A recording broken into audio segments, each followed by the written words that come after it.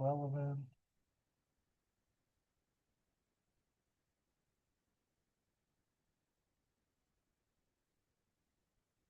So, we're just going to have a lecture today. We'll have a lab. It's the caffeine lab. If you want to look at the information on Blackboard about it.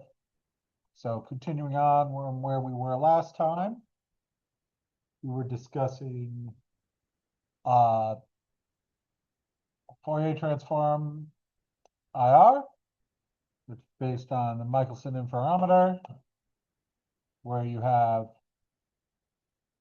the light is split by a central mirror into two beams. One mirror moves, the other sits still. The beams go through two other mirrors reflected by the central mirror.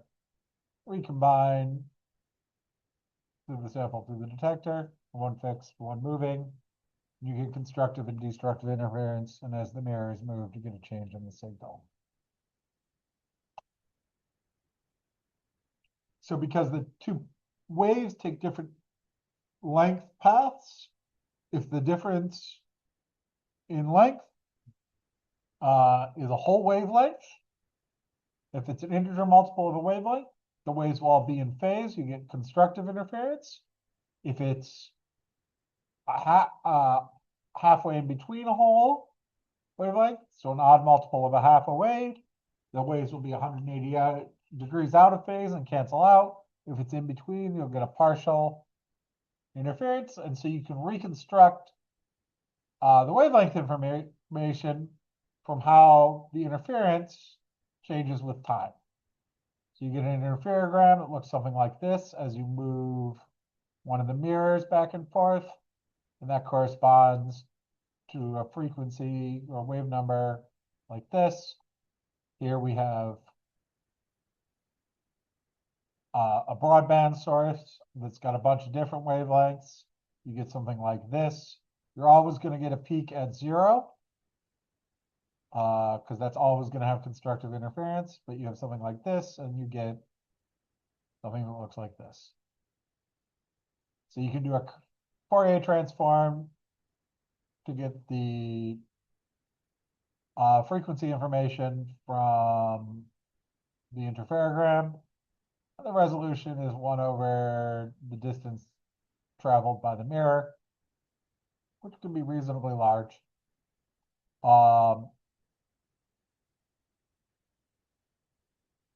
It's not that hard to have 10 centimeters of distance traveled by the mirror and get a resolution of 0.1 inverse centimeters.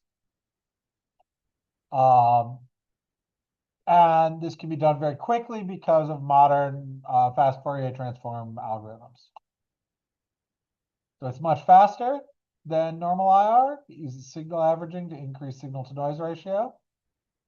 The higher inherent signal to noise ratio, because all the light travels through, means that because there's no slits, there's less optical equipment, there's a higher light intensity. So you just get a lot better signal to noise ratio. It has a higher resolution, less than 0.1 inverse centimeter, because that's not very high. It's single beam. It requires collecting a background like we did in the lab. And we can't use thermal detectors because they're too slow. We need to use a fast detector. So in normal IR, you scan through the frequency range, and FTIR, you're basically collecting all frequencies at once. So for infrared sources, Wien's displacement law says that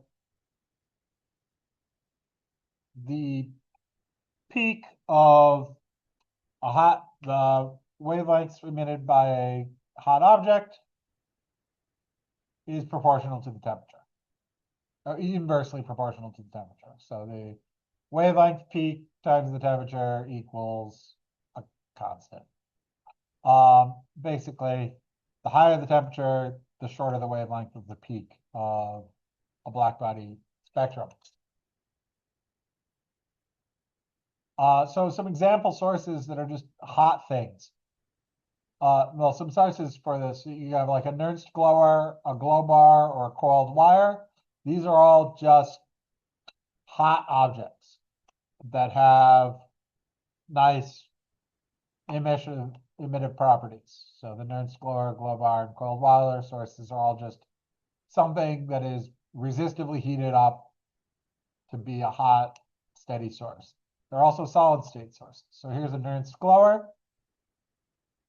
It's just a bar that gets hot.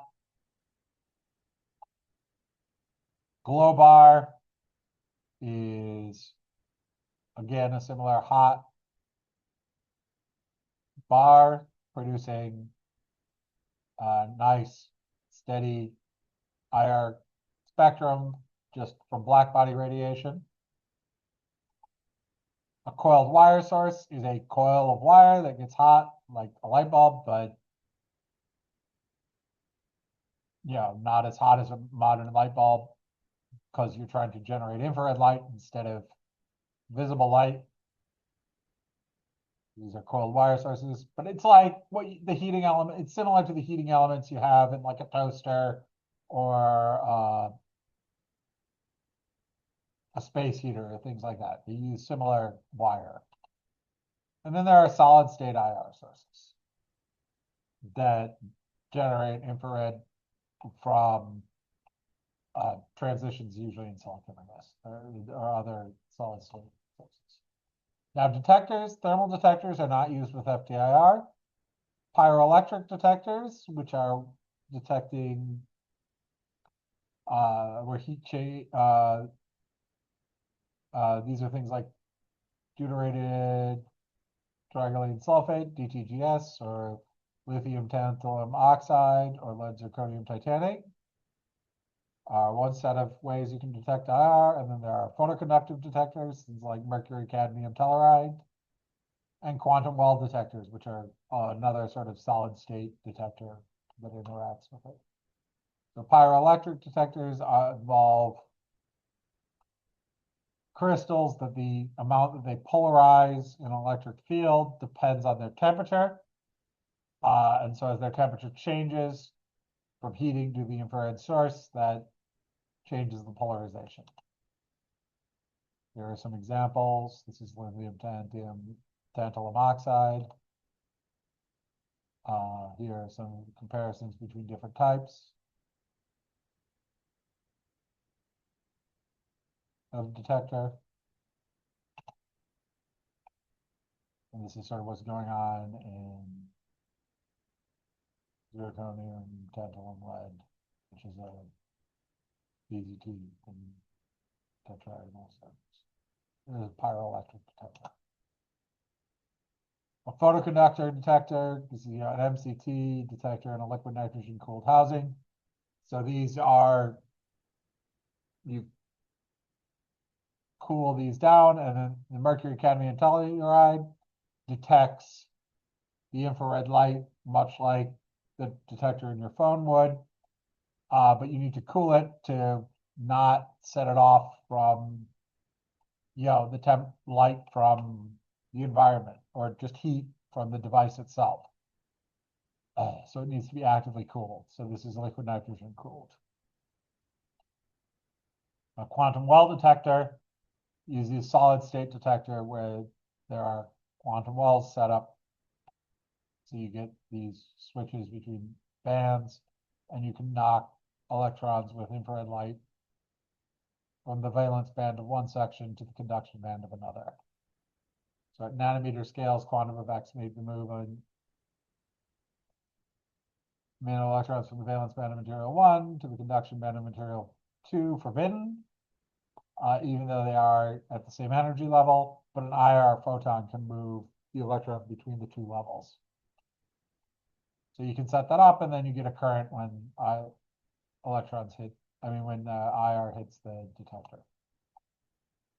So here's FDIR spectrum expressed as absorbance and transmittance.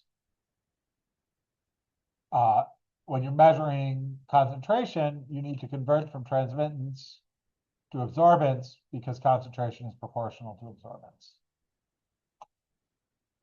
You can also do two-dimensional infrared spectroscopy. So one-dimensional is determining like what is absorbed, and two-dimensional is where you have you excite it and then probe it. We don't have any setup that can do 2D FTIR. It's not very common. We will talk about and do some 2D NMR though. So the big difference between UV visible and infrared is the sharpness of the peaks. Because the peaks in IR are so much sharper than they are in UV visible, they are not as effective for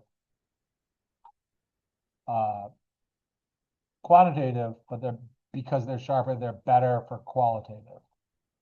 It's a trade-off. So, if you're off by a little bit in frequency with a sharp peak, you get a big drop in signal, but a small drop in signal if you're off by a little bit with a broader peak. That's sort of the situation. So if you look at error, the percent error measured in signal due to an error in wavelength, the blue circles are what you get with an IR peak. The black squares are what you get with a broad UV visible peak. Here's another example, which is, simulate signal versus concentration and the difference between FTIR and UV-Vis sensitivity. You get a much bigger signal for small concentrations in UV visible.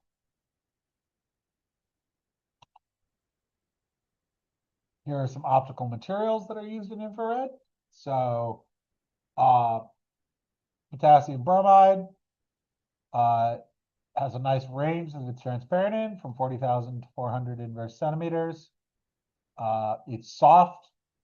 It is cheap, but it's water soluble in fogs, so that's not the best.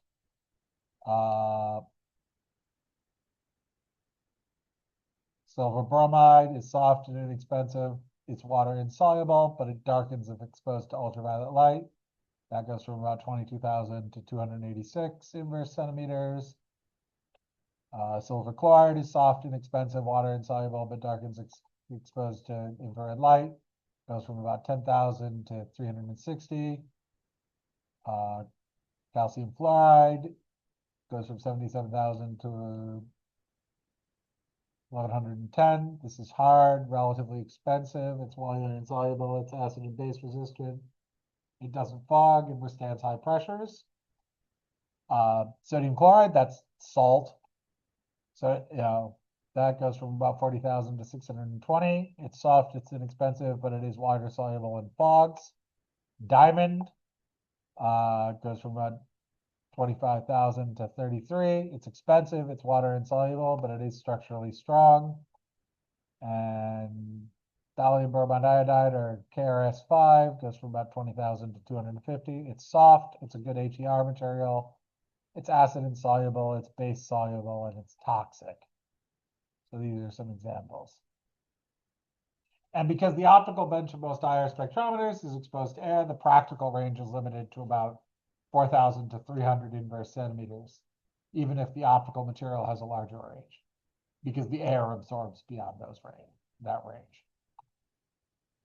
Now, if you're introducing samples, let's say you're trying to study gases, you could have a gas pass through like this. The optical windows are held in at the ends by a cowl and sealed with an O-ring. The optical path is just along the length of this, but you can pass gas in and out. So you can clear it out, or you can put a gas sample in. You can have a continuous flow through this.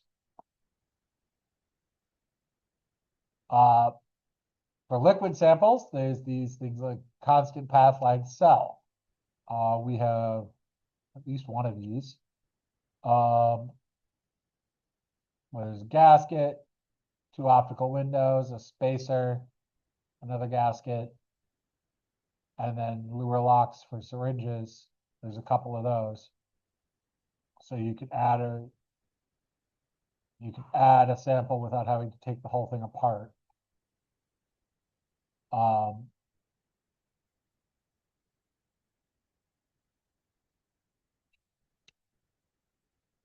And here are some examples of solvents.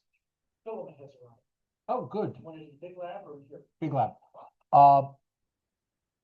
So here are some examples of some filaments. Here's dichloromethane.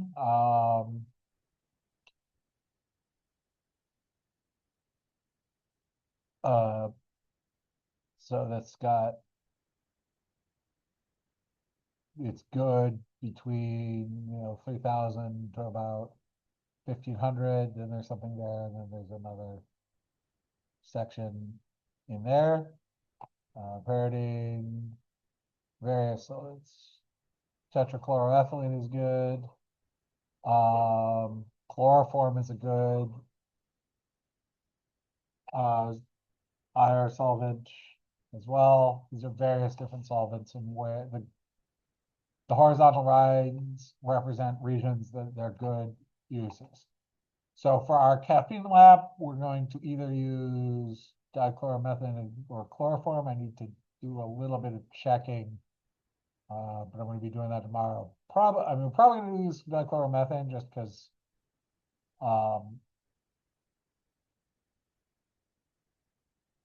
it's a little easier to work with than chloroform. But I mean, we could use either one. I just need to look where the relevant peak is for that lab. And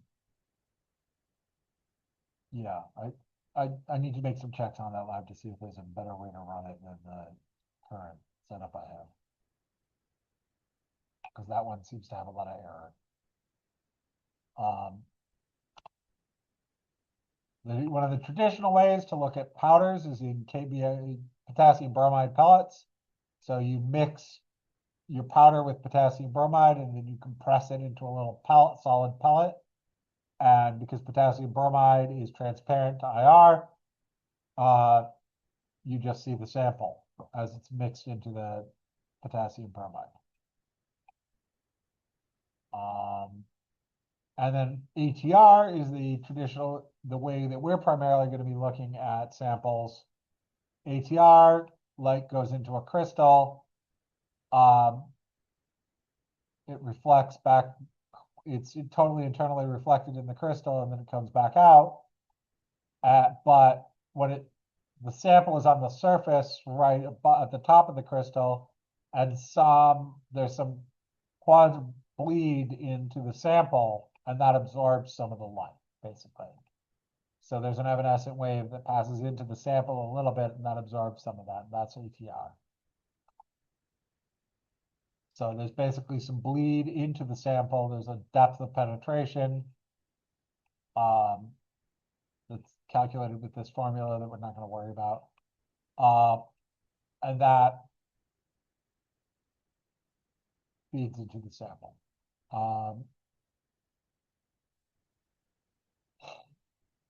So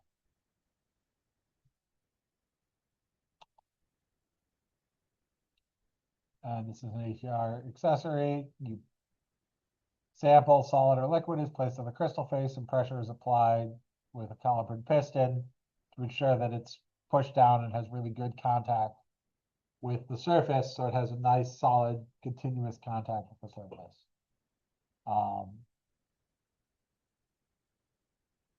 Yeah.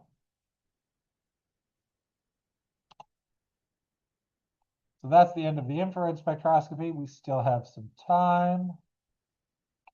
So I will start up UV visible.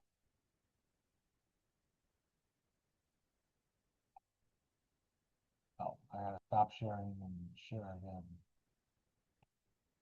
because of stupid interaction temperature. So if we look at ultraviolet and visible spectroscopy, molecular ultraviolet and visible spectroscopy, this would be chapters 13 and 14 in your book. So remembering about wavelength, speed of light is wavelength times frequency. Speed of light is 3 times 10 to the 8th meters per second. Energy is h, Planck's constant h times frequency, or h times c over wavelength. H is 6.63 times 10 to the minus 34 joule seconds. So if you want to find the frequency and energy of 500 nanometer light, frequency is going to be c divided by the wavelength, so 3 times 10 to the 8th meters per second, divided by 5 times 10 to the minus 9 meters, gives you 6 times 10 to the 14 hertz. And then the energy is going to be h times frequency, Planck's constant times frequency, or 6.63 times 10 to the minus 34 joule seconds, times 6 times 10 to the minus 10 to the 14 hertz, which gives you 3.97 times 10 to the minus 19, 3.978 times 10 to the minus 19 joules.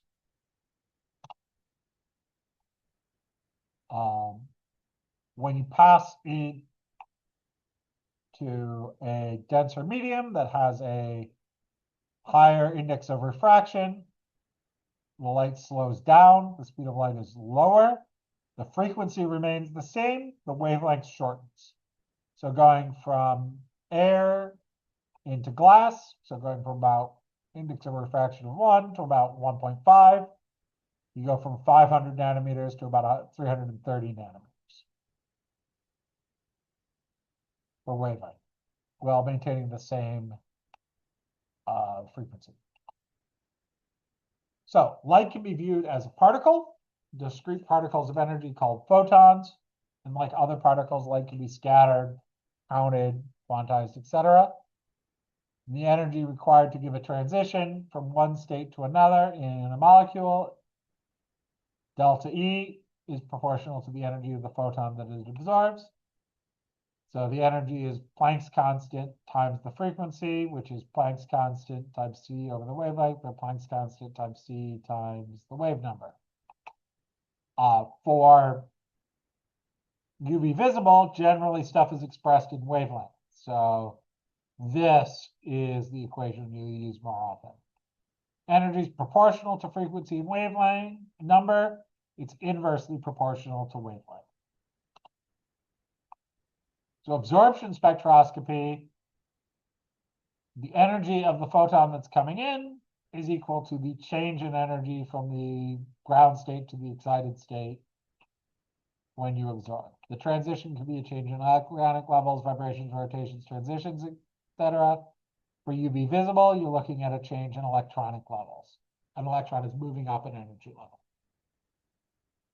The power is the energy of the beam that reaches a given area per second. The intensity is power per unit solid angle. And power and intensity are both related to the amplitude of the wave squared. So this is absorption. You can absorb it. You get 2 absorption peaks for going to 2 different energy levels, and they'll be at different wavelengths.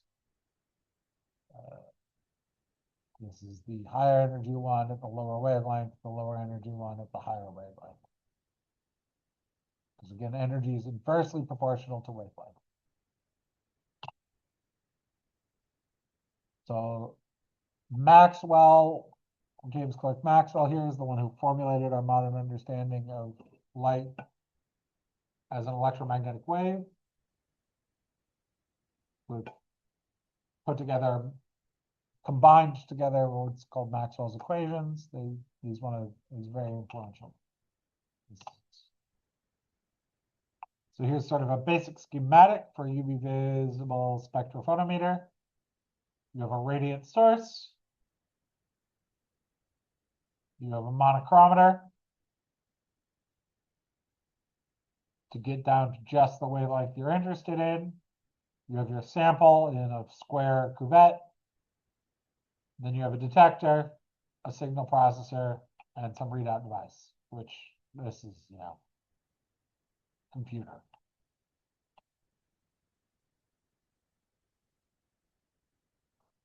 So if you have a photon with an energy of 3.81 times 10 to the minus 19 joules, and what part of the electromagnetic spectrum, what's its wavelength and frequency, and where on the electromagnetic spectrum does it end up? So here we have the energy. We can solve for wavelength because that's H, and we can solve for frequency. So because energy is Planck's constant times frequency. And or Planck's constant times c over wavelength. So if we solve for frequency, frequency is just going to be energy divided by Planck's constant. So 3.81 times 10 to the minus 19 divided by 6.626 times 10 to the minus 34 gives us 6.75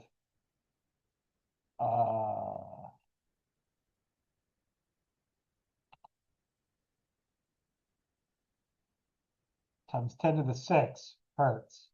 This has a typo. Copied this from another. Let me fix that then.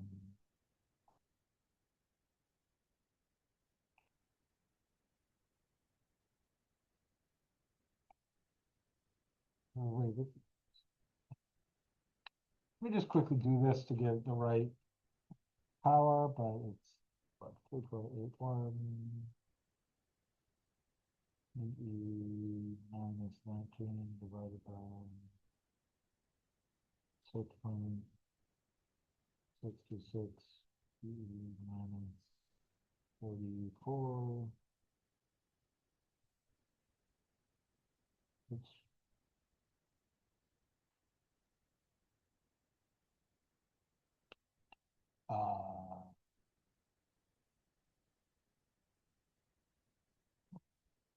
yeah.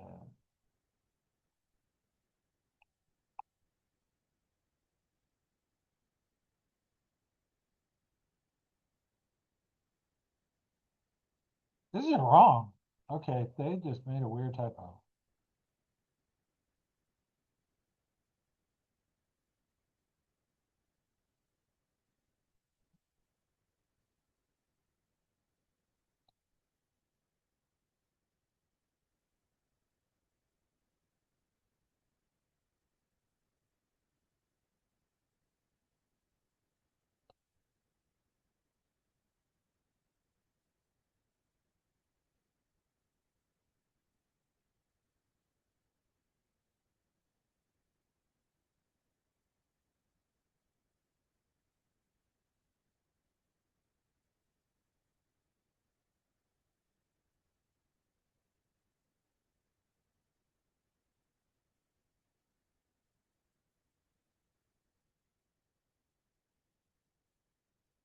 Okay, we're just gonna skip past this page because that has a bunch of weird math errors on it.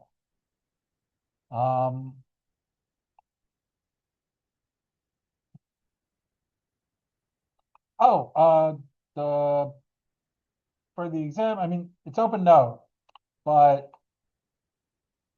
so the exam you get all your notes and your textbook, but for the exam, the useful,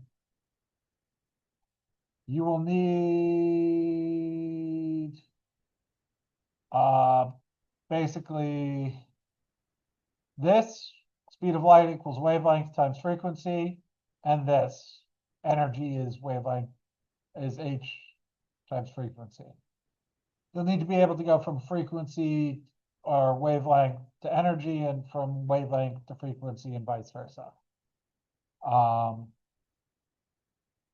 Which is what this was using. It was just making all kinds of weird math errors.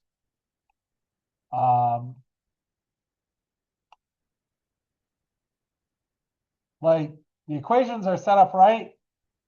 The values they get out are wrong, which is weird. It is about,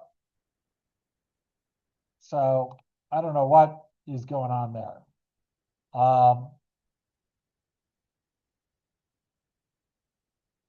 So the equations here are all right. All the setup up to the answers are fine, but these answers are really wrong. So I'll try and fix these, replace them with the right answers. I just don't know why they're so wrong.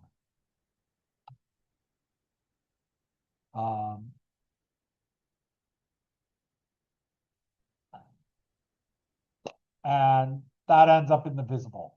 Because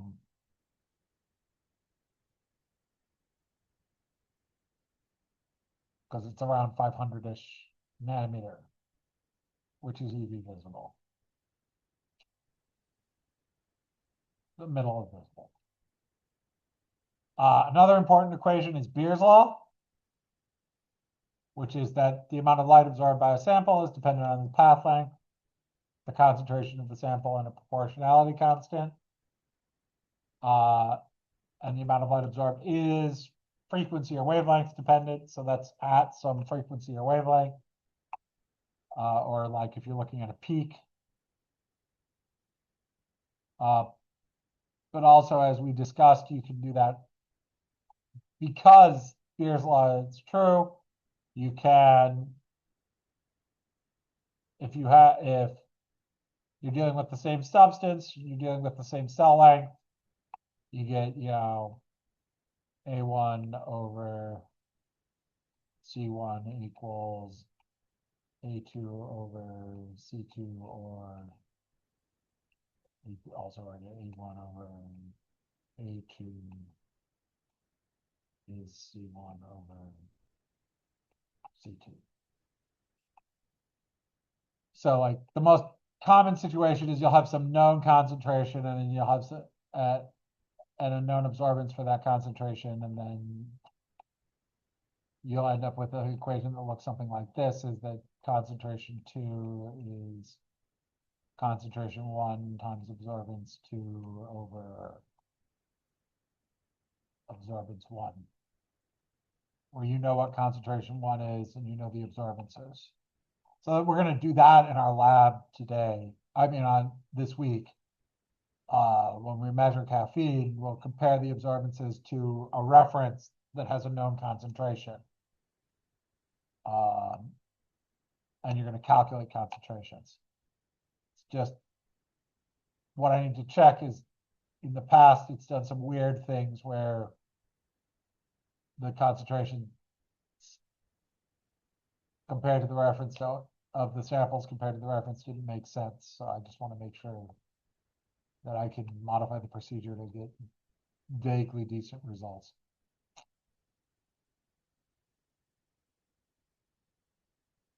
Oh, that's the wrong thing. Because I did it with this, I know that way. So Beer's law is important and useful.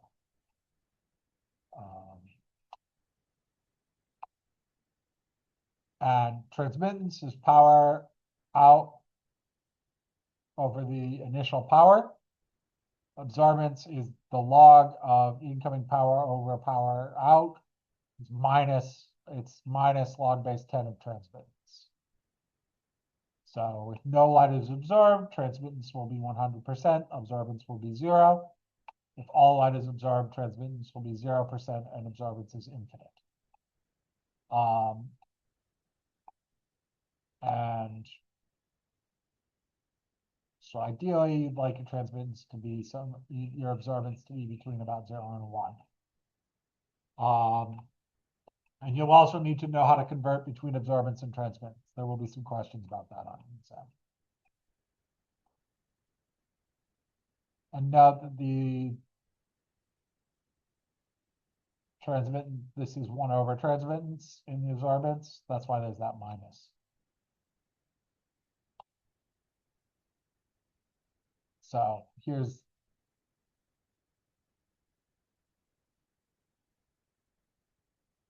Beer's law works up. It works up to about A equals 1, absorbance of about 1-ish. We can go a bit more than that, but that's about it. So absorbance is minus log of transmittance, and it's also equal to epsilon BC, where epsilon is a molar absorptivity for a compound at a given frequency or wavelength in units of liters per inverse mole per inverse centimeter. B is the cell length in centimeters, and C is the concentration in moles per liter. I think actually we're going to end up using, technically we're going to use the other version of this that's not using a molar concentration and is using a concentration defined in some other way, but that's in the in grams per liter and grams per milliliter, one, which I think it's written as lowercase a, b, c. But yeah, same idea. That's what we'll use in the lab on Thursday. So the law doesn't hold at high concentrations when A is much greater than, when A is, greater than 1, about. So it's ABC if C is in grams per liter. So, for example, in the lab we'll be doing on Thursday, our reference sample will be is in grams per liter. It's actually in,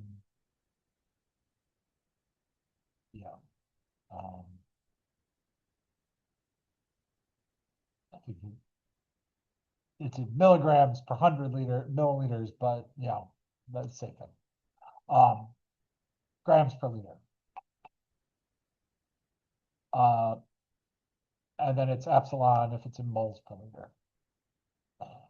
But it's basically the same thing.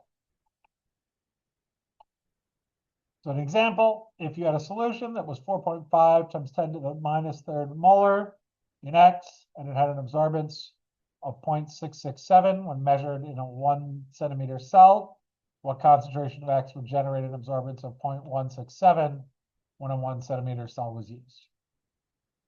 Okay, so I will work this out. Let me see what time it is. I just wanted to check. So here, you'll notice we have, this is, concentration 1. Oops.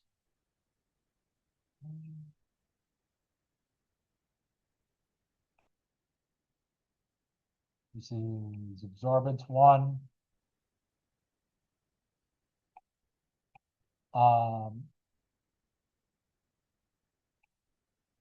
These are both B. Notice they're the same. This is absorbance 2. And we're looking for concentration 2.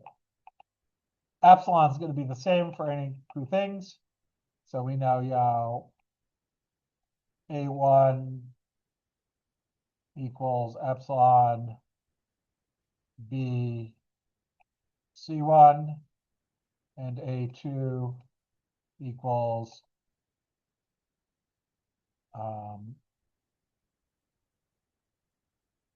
erase that.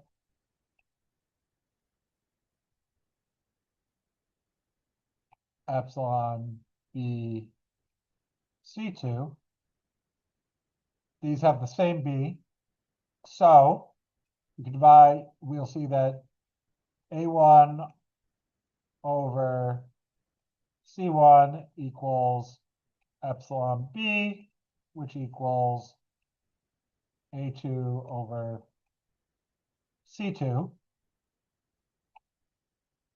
And if we want to find concentration 2,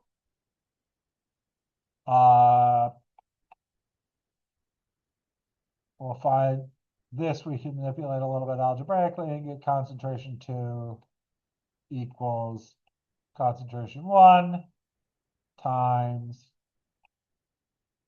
A2 over A1. Multiply both sides by concentration 2, divide by A1 over C1.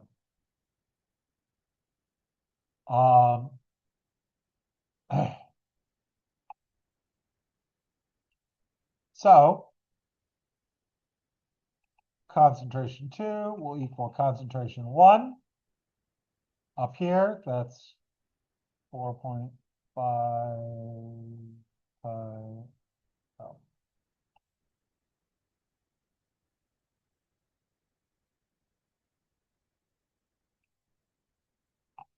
Times 10 to the minus third molar times absorbance 2, 0.167 over absorbance 1, 0.667.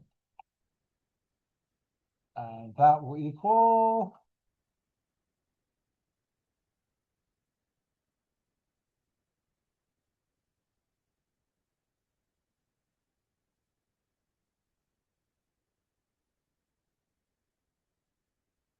1.13 times 10 to the minus 3 molar.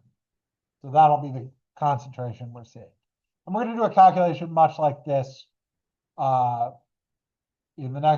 lab on Thursday, where we'll have a reference sample with a known concentration, and we'll have several unknowns, and we'll be comparing the size of a peak to calculate the caffeine concentration in the unknowns.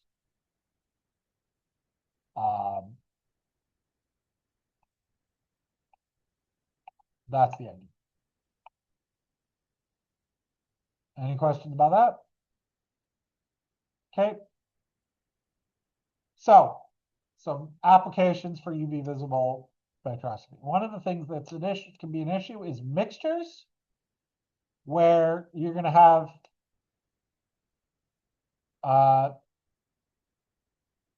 absorbance from all the various mixed together sources. You know, the blank samples all contain multiple absorbing species. The absorbance is the sum of all the individual absorbances, and the substances in the blanket sample which absorb can be blanked out by subtracting basically your background.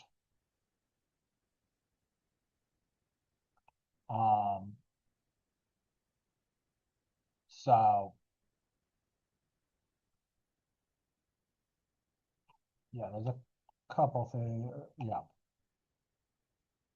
So basically, if you have something in a solvent,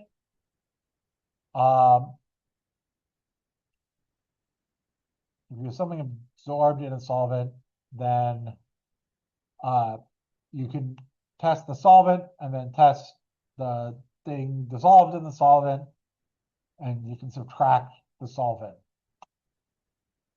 But if the blank absorbance is high, it will absorb too much light, basically obscure that section. And the response will be slow and the results will be inaccurate. So where you have a large blank absorbance, you're going to have bad absorbance. So things you can do, you can dilute the sample, you can use a different wavelength for the analyte absorbs more relative to the interference, or you can use a different method of separation. So you can have some instrumental deviations. Stray light can be an issue. You can have polychromatic light, where you're seeing more than a single wavelength, because all instruments have a finite bandwidth pass. A range of wavelengths are sent through the sample, and your epsilon can be different for different wavelengths. That can be an issue. So you can get deviations from Beer's law at high concentration.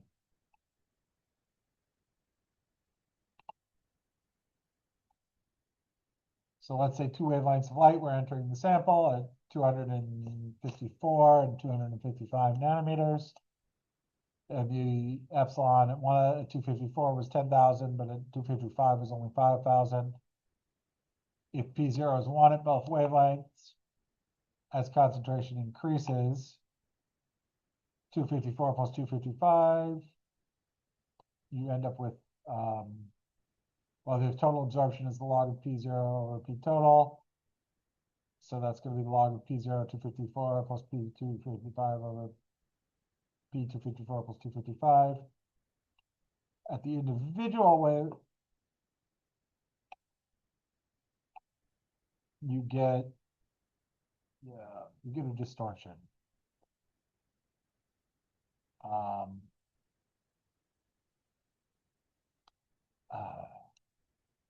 Basically, you get deviation. So if these are both together, and if you plot this, you get that deviation, a negative deviation. You can see it curves off as the concentration goes up. The actual and this is the expected, and you get loss. And as you get more wavelengths, you get a similar worse. And so the situation is worse the bigger the band pass is. Yeah. And so you can't, with this sort of thing, you often need to do a calibration curve, and you can't really assume linearity outside the range of the linearity curve.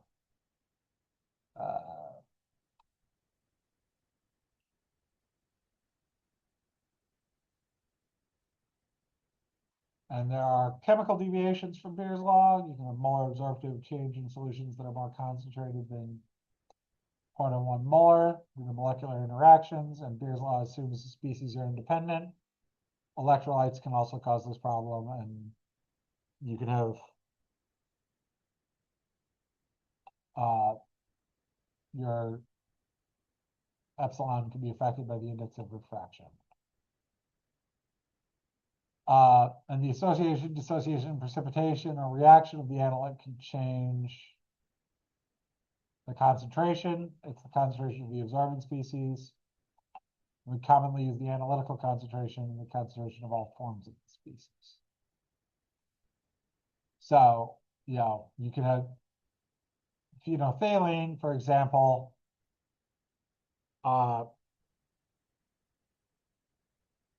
when it's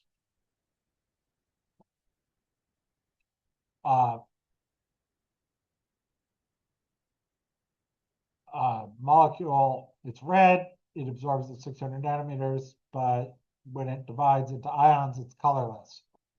And if the solution is buffered, then the pH will be constant, and the phenolphthalein absorption concentration will be related to absorptions. But if pH changes, how much is phenolphthalein and how much is in just ions can vary, and that can vary your absorbance. So you need to be at a constant pH with certain species. Yeah, if in an unbuffered solution, the equilibrium shifts depending on the total analyte concentration. So you don't get your, this is your expected curve, but your actual curve dips below it. And this apparent deviation can be accounted for by chemical equilibrium.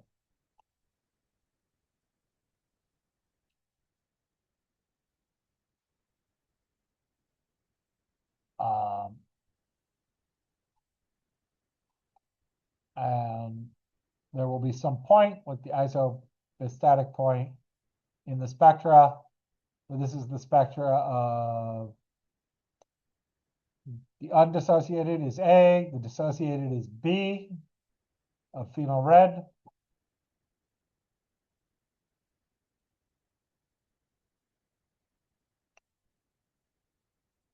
And there's a point where they have the same absorbance. And at that point, that wavelength, they have the same epsilon, so you can just get the analytic concentration of the combination of them by looking at the absorbance of that wavelength.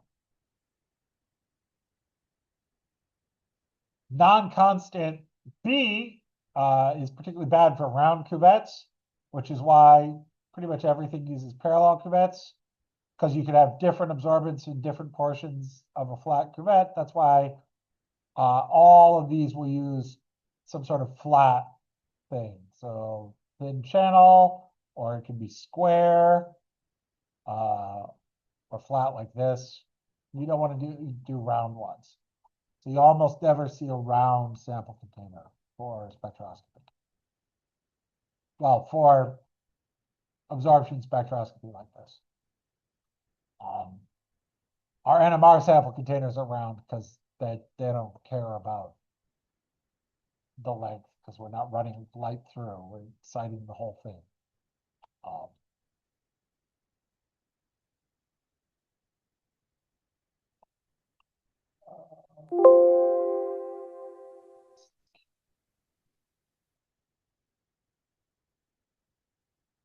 You know what? You guys are remote. We're ahead of schedule. I think I will stop there for today, and I'll continue this next week. We will just be having lab on Thursday. That's the plan. So I'll see you guys on Thursday. Have a nice day. Bye.